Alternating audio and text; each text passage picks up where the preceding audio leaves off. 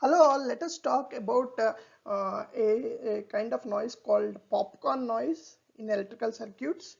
Uh, there are various sources of noise in the circuits. So electrical circuits themselves are prone to noise due to different various sources, due to various sources on the board, or could be external to the board. So one noise that could be generated could be due to the electrical design issues on the board, because of which the noise could couple onto the other sections, and then it either conducts or radiates. That is what we are calling as CCR here.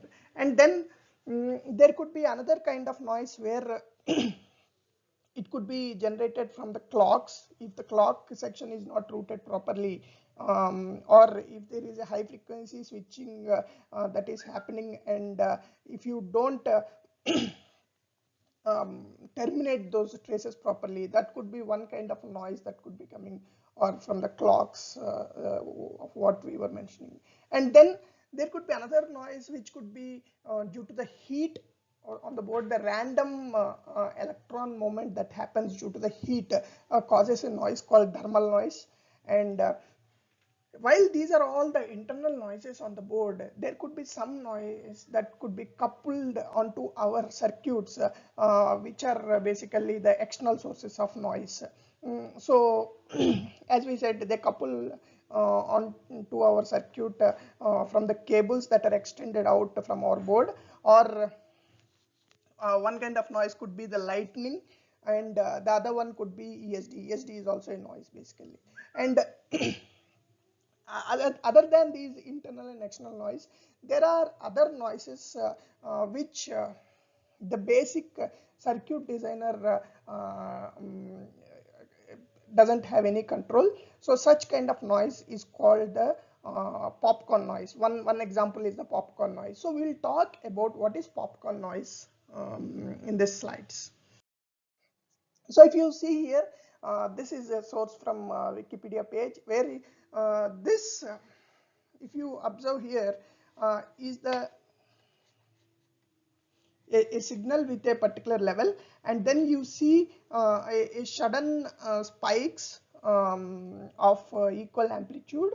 So this is one view of the popcorn noise which is seen in the circuit. So we will see why it is or where it is originated, and how it can affect our circuits in the next slides. So popcorn noise basically is an electrical noise.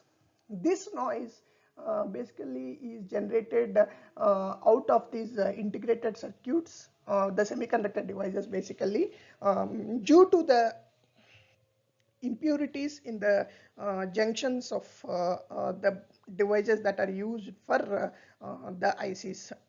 So because of these impurities, what happens is when there is a conductivity that is happening, there could be additional charge carriers that could be trapped, or there could be additional current that could be flowing, which causes sudden transients at that particular point.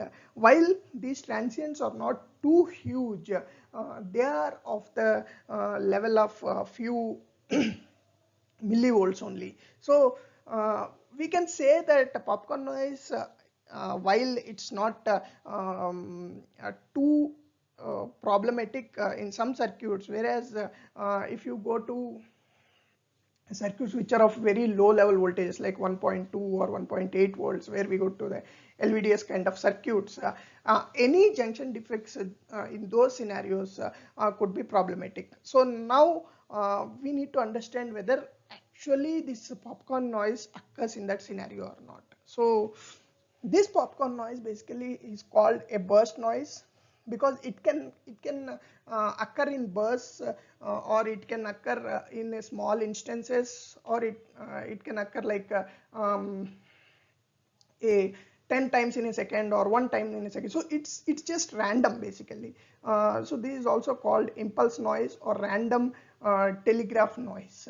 uh, so why this is called a popcorn noise? So what happens is, when this noise, example, if you purposely feed it to a audio circuit and a speaker basically as a load, you hear a kind of a popcorn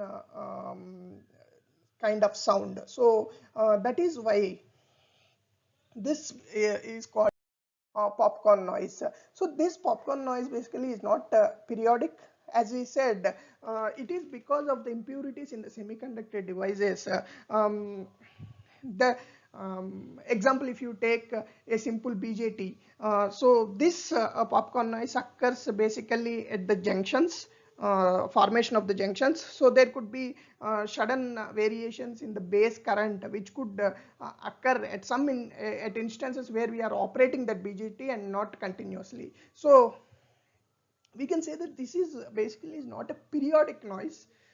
It can occur at some instances, and one major symmetry which we can observe is that because it is happening at a particular junction and due to a particular scenario, we can say that the amplitude is almost symmetrical at all the places where it is occurring. So that one fact is what advantages to the designer to either track these kind of noises. So one scenario where we can observe basically is as we mentioned in the base junctions of the BJTs. So now comparatively in the MOSFETs, this popcorn noise is little low compared to the BJTs. And when you go to when you implement an integrated circuit using these transistors, like example a differential amplifier that is formed in a operational amplifier internally, you observe these at the input section of these op amps. So basically we know all the semiconductor devices are formed out of either basically out of MOSFETs, right? So while the effect of this popcorn noise is low, still it is present in the MOSFETs also. One advantage of this popcorn noise is that this frequency is very low. So the chance of it getting radiated is very lesser. So it is just observed as a little spikes in the voltage, but if it happens regularly, then you might see an unintended variation of the level.